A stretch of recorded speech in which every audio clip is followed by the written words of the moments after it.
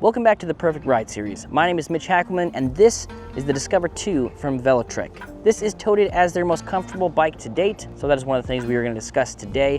This is a non-typical bike review where we just go over all the specs and tell you it's amazing. This is a video that's really all about you. We're going to look at this bike and we're going to see if it's going to fit your use case. Now, I don't know you, I'm just a dude talking to a camera, but we are going to go through some of the ways you could use this bike. Now, before we get to the review, Velotric did send us this bike for free, but they're not paying us for this video, so all these thoughts are my own. Now, the first and most important thing when looking to make an e-bike purchasing decision is going to be that price point. So right now, the Velotric Discover 2 is $18.99. Now, they do offer a firm, so you can finance this if you want to, if you're buying direct from them. Now, a lot of local e-bike shops, because you probably want to get this from a local dealer, which I recommend because I am a local dealer. Usually we'll have either like in-house financing, we'll also use a firm. So there usually are some options for financing it. But if you're looking for the lump sum price, it is $18.99. The next thing after we've talked about price, we're gonna be looking at the use case. How would you actually use this bike? Now, for me, this doesn't scream off-road adventuring type of bike. We've got a very street-centric tire on it. We've got swept-back handlebars. And like I mentioned, Velotric does tote this as their most comfortable bike. And for somebody that's looking for comfort, they're probably gonna be sticking on bike paths, trails, concrete like this. It's not going to be doing a whole lot of off-roading. If you do get into some spot with some tightly packed dirt trails, things like that, should handle itself just fine. However, this really is going to be something that is meant to be on the streets. Now, we do have an adjustable stem here, which means you can adjust that to get you a little bit more of an upright position.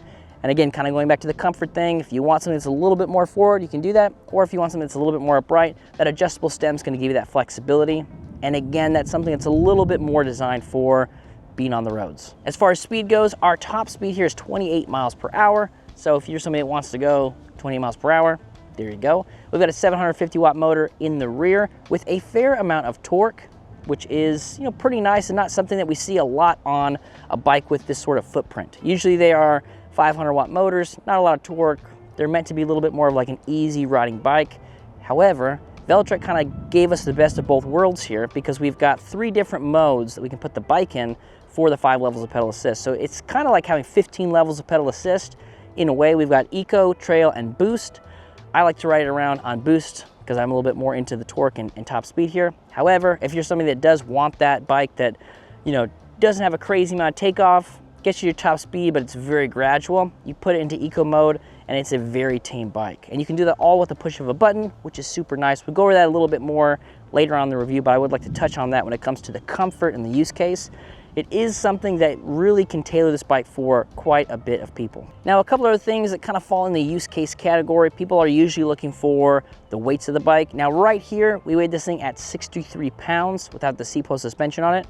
Probably adds another pound or two, nothing crazy. So as it sits, probably sitting about 65 pounds. Now, as far as the seatpost suspension goes, it is a huge upgrade in my opinion, especially when we're thinking about comfort and how we can make the ride a little bit more comfortable. Having suspension on the bike is nice. That's gonna give you, some traction on the road. It's gonna alleviate some of that strain on your wrists. And then having that suspension, the seat post, is gonna make the ride a little bit easier for you as well. So, in my opinion, just based on riding this versus riding, say, a full suspension bike, gives you about 90% of the comfort, and it's much less the price. If they came out with a Discover 2 full suspension version, which may or may not be in the works, then that would be something that would be priced a little bit higher. So for the value, throwing on this Suntour seatpost suspension, which normally is about 120 bucks if you get it on the open market, huge upgrade in my opinion. The last thing we talk about for use case is going to be the total weight capacity here, and this bike is rated for 440 pounds, which is pretty substantial when you look at some of the other bikes that are rated for 280, 300. Now it's on your stepping up, this is 440 pounds, so it really can fit quite a lot of people. The other day we had somebody come into Power on E-Bikes. They were probably 320, 325, something like that. Didn't ask their weight, just an observation. And of all the bikes he rode, this was one of the ones that he felt the most comfortable on. So even though it is, say, a smaller-ish bike in the sense that it's not super huge, it's not super long, it did fit him really well, and this bike can support his weight. So if you're somebody that is looking for, really looking to get out there and lose weight, do some exercise, this bike's already rated for 440 pounds for a total payload, which means that it would fit a lot of people that are sort of in that same scenario. The next thing to chat about is gonna be range. Right now it ships with a 48 volt, 14.7, 705.6 watt hour battery, and they do claim that they get you about 70 miles of range. For most folks, that's probably a little bit unrealistic. I think for that range, now we do have a torque sensor here, so it's gonna be a little bit more efficient with how it uses the power. But even then, you're probably looking at 45 to 60. If you're just throttling it, probably closer to 40-ish, 45. And if you are doing some pedaling, you're probably getting closer to that 60, 65 miles. And that depends on the weight, that depends on the terrain. Really, it's all about how many watts that the motor's gonna be pulling versus how much it's gonna be pulling out of the battery. So if you are lighter, flat terrain, expect to get closer to that 60 mile, 65 mile range maybe. And if you're a little bit heavier or you have some terrain that's a little bit more tumultuous, some ups and downs, then you're probably getting closer to 50, 55 miles, something like that. Now, for those of you concerned about waterproofness, it's an IPX7 rated battery. There is a video, maybe more than one, floating around the internet where a guy throws it in a lake, picks it back up, lets the water drain out, turns it back on, and it works perfectly fine. So as far as waterproofness goes, pretty much the most waterproof battery on an e-bike that's on the market to my knowledge. So that is a huge plus for some people. If you are gonna have to do some riding in the rain, or you gotta leave it outside, it might rain, things like that, this is a bike that is really gonna hold up well in those sort of environments. Now, where could you take this bike? So when we're talking about where you could take it, we're really looking at the terrain and what type of terrain this bike could handle. Now, as I'd mentioned already in the use case section, this is gonna be a bike that is mainly used for concrete, pavement, cement, things like that. And the reason is, well, there's a few reasons. The first reason is gonna be our tires. As I mentioned, this is a street-centric tire. Now that could be upgraded. Not a huge deal to switch out tires on an e-bike, but the way it comes, this is gonna be something that's designed to give you a lot of grip on the street. But as soon as you get off-road, we don't have any side knobs here to help us get grip if we're in the dirt or sand or things like that, which if you do have to go off-road, or maybe you're on sidewalks that have a lot of bumps and roots and things like that, it is gonna make that ride a little bit smoother. Plus we got the addition of throwing that seatpost suspension in the back. That's also gonna make it smoother. So it definitely could handle some ups and downs. But when we're looking at the tires here, and these are 27.5 by 2.4 inch tires, this is something that's really gonna live on the concrete. I wouldn't take it in its current configuration, wouldn't do a whole lot of off-roading on it. But if you have to do a little stint here and there, depending on how you're getting to where you need to go, you could do it. Now the next thing that you might be concerned with is, you get this bike, how are you gonna transport it around? Now, unfortunately, it's 63 pounds. So it is probably not gonna fit on the bike rack you might already have. So you are looking at getting a bike rack that's gonna be e-bike rated. We don't have collapsible handlebars, we don't have a folding frame, so it's not something you're gonna be able to, fold up and put into a small car and SUV.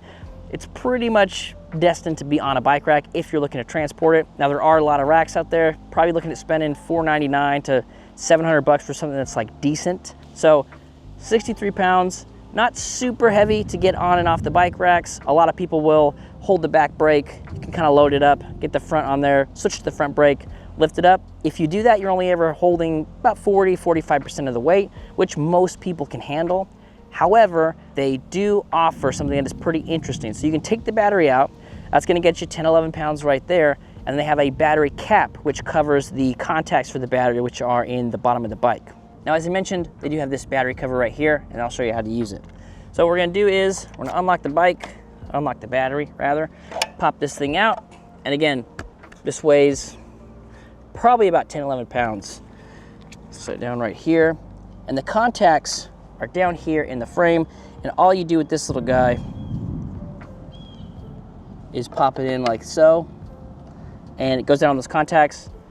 Requires a little bit of force to be able to pop it out. But you put that on there, and that's gonna keep dirt and dust from getting near contacts here, which is a really cool thing. Because again, now we're at like 53, 55 pounds, and then, yeah, the battery's safe. I mean, the cap's over there, but if it was here, your battery would be safe.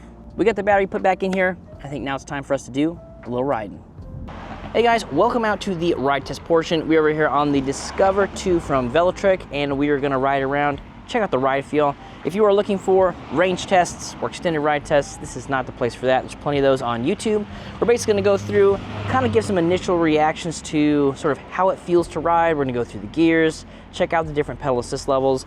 Now that'll be a little bit longer for this one because they've got 5 levels of pedal assist, which is similar to most e-bikes, but we have 3 different modes for each level. So there's like 15 levels of pedal assist that we're gonna have to check out here. So let's go ahead and check those out right now. So we've got the bike out here. We don't have it turned on. Let's go ahead and turn it on. So down here, we're gonna press the power button, which is right up here. Kaboom, and then that screen's gonna come on. Beautiful. And right now it's on 0. I'm gonna put in eco because we're gonna start with those ones. And we didn't downshift, so let's go ahead and just start out here real quick. Let's try to find those pedals. There we go. Downshift a little bit. Well, nice easy shifting. I mean, really, as far as just a regular bike goes, it's not that bad. It's still gonna show us our speed here. So right now we're going 7, 8 miles an hour. And really, just as a regular bike, this is pretty comfortable to ride. Still feels like we're able to, you know, move it somewhere again. We're going about 9, go up to about 4 here. Probably get about 10 miles per hour with 11 miles per hour. Really, it's pretty easy riding. I'm just pedaling, nice easy cadence, and the bike's not very hard to move. So that is kind of nice. A lot of people, they look at these e-bikes, they look at the weight of the e-bikes, and that can, you know, turn people off to them. A lot of people get on bikes and they're like, man, you know, it's a lot easier to pedal than I had expected based on the weight. But really, this is not bad to pedal. Still going about 11 miles an hour, easy breezy, but this is an electric bike. Let's go ahead and turn it on. We are in eco, like I was talking about. So eco is gonna be less of a torque curve than, say, trail and then boost. So boost is gonna be our high end. Well, let's go ahead and try pedal assist level 1 in eco. Just a little bit of assistance there from the motor. Nothing too crazy. So it'll help us out that much. Let's go to 2. Now this is a torque sensor, so you really do have to put some pressure into it. So I'm actually going to ride no-handed for a second. Put about 6 gear on this side. It just allows us to put more mechanical pressure into here. And then let's go ahead and do 3. It's assisting us a little bit more here. And 4. I mean, it's really slow as far as applying the help force back there with the motor. But some people want that. They want to be able to go out and get the assistance, because I can tell as I'm pedaling, I'm still increasing speed, but I'm really not putting that much effort into it. So it's a nice, easy torque curve. And that's what some people want. And so it's nice that we have options here. Now we're gonna press this button down here. Now we're gonna be in trail. We should feel a noticeable difference. Start out in 1, 2, slightly more of a torque curve here. Nothing too crazy though. It's still a nice, easy riding bike. 4, get a little more assistance here.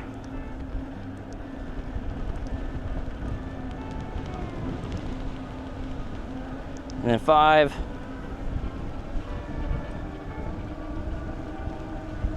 It's just a nice, easy climb. But if you're somebody who's looking at this bike and going, hey, I know it's supposed to be Velotric's most comfortable bike, and you know, a lot of people probably use it for cruising around, but I do want some speed out of it, that's where we're gonna put it into boost mode. We'll turn around right here, put it into boost mode, and see how she responds with our top speed here. And then I'm gonna put an 1/8. Big old turn here. Let's go ahead and see what that looks like. Yep, definitely getting a lot more of the motor. We got it in boost, pedal assist level 5. It feels like a different bike. And right now it's in class 2 mode, so it's taking us up to 20 miles per hour. We'll have to jump in here to the settings to change that, but as it comes, it is gonna come as a class 2 bike, so pedal assist and throttle, I'm gonna take you to 20 miles per hour. But really, it's an easy pedaling bike. Now, as far as geometry goes, I'm pretty much straight up and down. I've got good pedal geometry here, slight bend in my knee. Yeah, it's fairly comfortable. Now, the stem is adjustable right here, as you can see. So if you were a little bit taller, like for me, I would probably go with the larger frame instead of the regular frame. I'm about 5'10". It's a little less compact than this one, but this one does feel, again, pretty comfortable. You can see my arms set a nice down angle here, but again, we're pretty much at 0 as far as the adjustable stem goes. So it'd be very easy to bring that up, probably to about here. Right, the handlebars up to here. Then I'm even in a more straight up and down position. My arms would be, you know, whatever. Or you just ride with no hands, like this. Look at this, no hands, Mom. And so if you're riding no-handed, well, you can be straight up and down. Who cares where the handlebars are at? Nice and stable.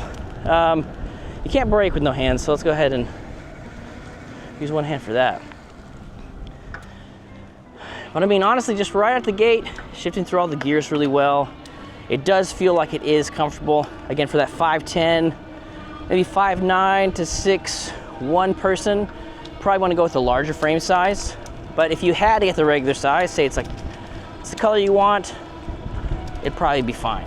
Again, me at 5'10", I could probably do either one of these frames. But if I had to pick, probably go with the larger one. But again, super smooth, easy pedal. I'm still doing it no-handed. Got lots of control here, even with the suspension seat post, which can sometimes throw off your control because you're using the inside of your legs to steer, basically. But yeah, guys, this is a very upright, very smooth ride when you got an eco and trail.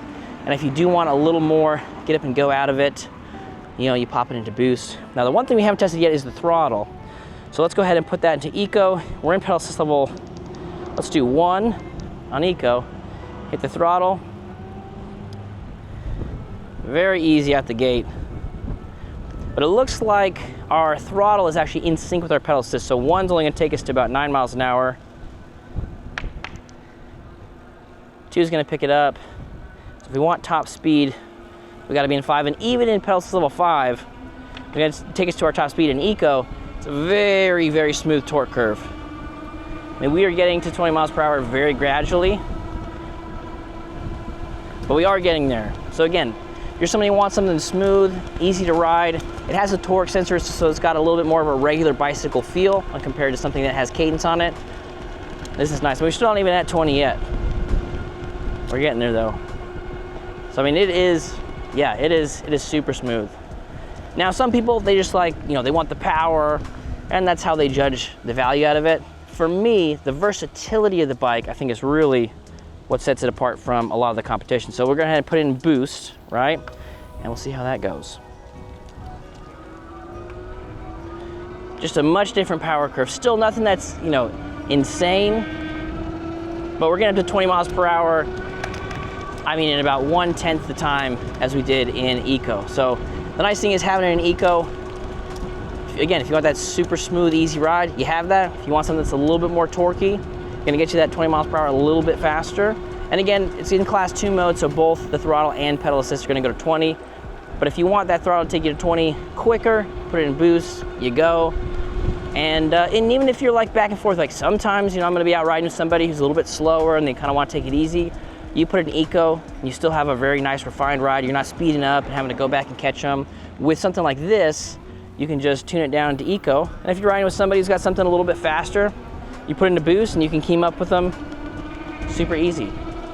So I think the versatility here is a pretty big value add, that some brands have different modes, but I think that Velotric, with adding the button, so we got a physical button just to swap through those whenever you want to, it's a little bit easier, whereas some of you got to go into like the advanced settings. You can change it that way, but you have to stop and do that stuff. For me, it's just a click of a button. We're in eco, trail, boost, eco, trail, boost. So the fact that it's so quick, I think, is, again, one of the values here. And as far as comfort goes, the suspension seat post pretty much is a game changer when it comes to comfort. You've got the up and down, which you can do, which is a little bit dangerous to do one-handed or no-handed, but it's just, super comfortable, super smooth. And with that adjustable stem, you really find that right height for you. You just get it dialed in. Now we do have these, smaller-ish tires. We review a lot of stuff that's like fat tire. It definitely has more of a traditional bike feel to it as far as the handling goes. Might limit it in some of the terrains you can take it on. So this isn't something I would take on the sand. It's not something I would take off-road. Some really like tight-packed dirt trails, it'd probably do fine on. But as soon as you get into like the gravel and something like that, you'd probably want to switch out the tires. But even if you like the bike and you're like, can't do the terrain I want to do, you swap out these tires for something with a little bit more knob, a little bit more of an off-road tread to it, and you're good to go. So I wouldn't even let that stop you if the terrain section was kind of a no-go for you. You throw on some different tires and really can do whatever you want. And guys, I think that is going to do it for the ride test portion on the Discover 2 from Velotric. If you guys want to know more, watch the rest of the review. If you want to know even more, probably gonna have some links down there. So if you want to check out their website, see if there are any specials, that would be a good spot to do it. All right, let's get back to the review. All right, so the next thing we're gonna talk about is the display. Now, to power it on, we use this button over here. This is how you turn it off.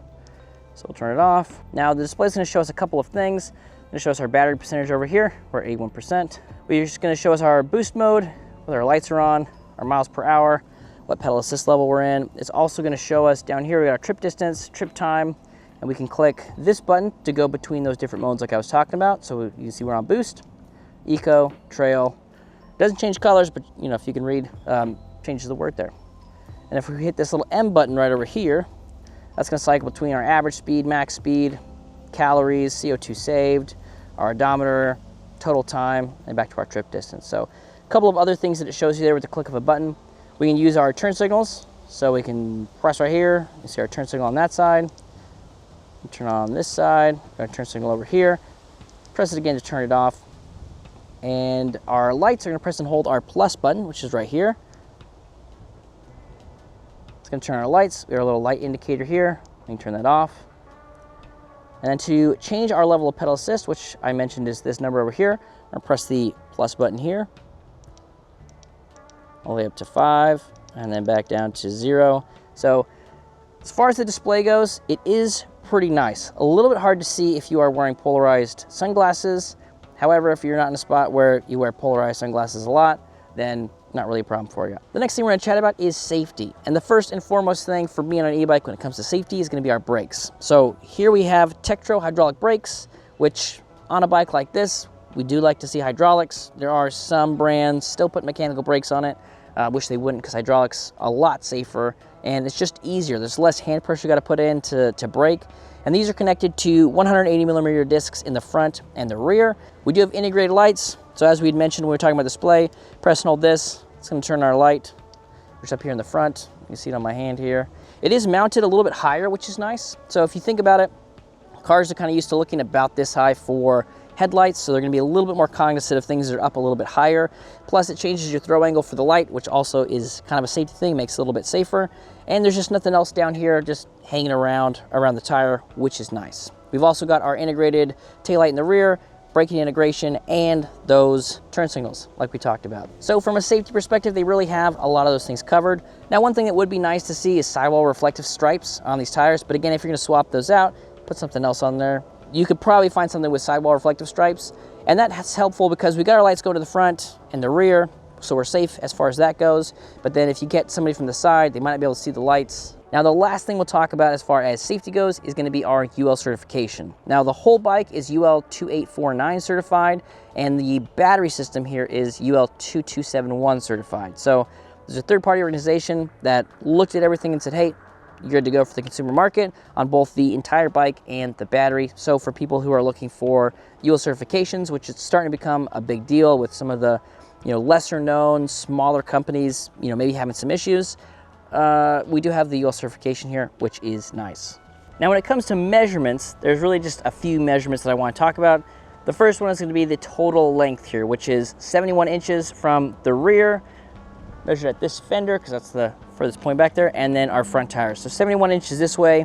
Then you got 46 inches high to the handlebars, and the standover height is 16 inches, which, to be fair, is a pretty low step over height. So, I mean, you got to lift your knee up, a little bit, but it's very easy to get on and off with it only being 16 inches. So I think it does make it pretty accessible for anybody that has, you know, hip problems, knee problems. The next measurement we're gonna look at is your geometry, and then we're gonna do that with our minimum and maximum seat post heights. Now keep in mind, we do have the seat post suspension here, so the true minimum is gonna be about 4 inches less than the numbers that you're gonna see right now. Our minimum saddle height here, we measured at 28 inches from the seat to the pedal at the lowest point, and 31.5 inches from the seat to the ground. Our maximum saddle height is 35 inches from the seat to the pedal at the lowest point, and 38 inches from the seat to the ground. The next thing we're talking about with the Discover 2 is going to be the extras that come here. Now the first one is this adjustable stem.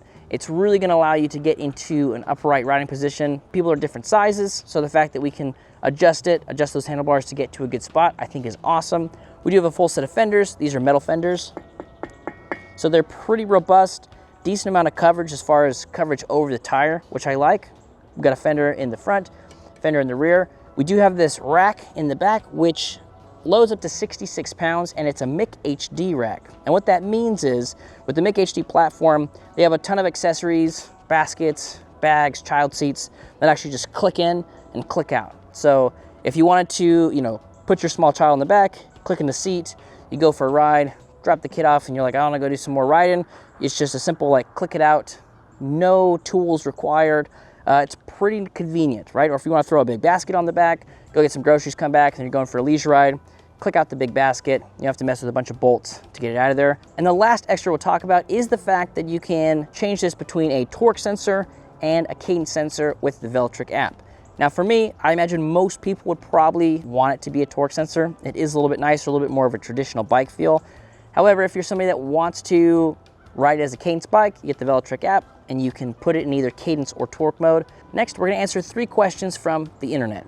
Question number 1, I'm 5'6". Should I get the small or large frame? So the reason that person is asking that question is because 5'6" is on both of the frames, could fit either one. If it were me, I'd probably go with the smaller one, which is the regular size frame, which is the one that we have here. It's just a little bit more compact, a little bit easier to get on, a little bit easier to control. So I would go with the small frame if it were me. Second question, have you ever ridden the Mach Wheel Asphalt or a Vented Pace 500.3? I have ridden both those bikes, and the short answer, and I'm assuming the question is, would you take those bikes or this, or you know how they compare? I would take the Discover 2 every day. We've got more power, more tech, more comfort, really everything you'd want in an e-bike for a very similar price, you get here. So I think in that matchup, the Discover 2 wins all day. Question number 3, how does this bike compare with the Level 2?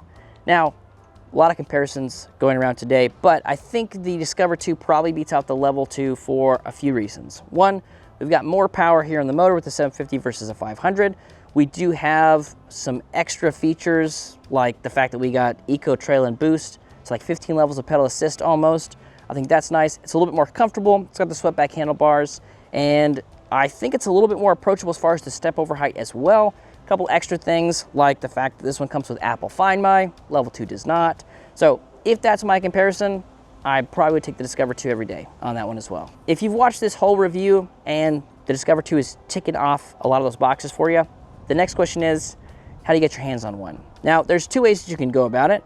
Number 1, you can go to velotric.com, order Discover 2 straight to your house, put it together, which honestly, as far as e-bike assembly process go, it's not too bad. Pretty straightforward, pretty standard, not a lot you can mess up there. The second thing is you can go to a local bike shop like Power and E-Bikes in Houston, Texas, and you can come pick one up from us. We assemble it, we safety check it, and that is one of the benefits of going with a local dealer versus ordering direct online, is you can go in, you can talk to somebody, you can get fitted for the bike. That person didn't know she wanted the small or large frame. She could ride the small and the large frame, most likely, you know, if they have those in stock, and she can figure out which one is best for her.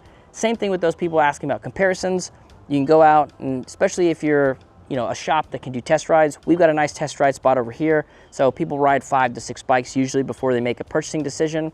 Some bike shops don't have that luxury. However, you can at least sit on it, feel it, kind of imagine what it would be like to ride it if they don't have a test ride area. And that's really the best way to find out if a bike is for you or not. So I highly recommend, and I'm a little biased, you should go to a local dealer. You should test ride it. You should check it out. You should compare it with other bikes.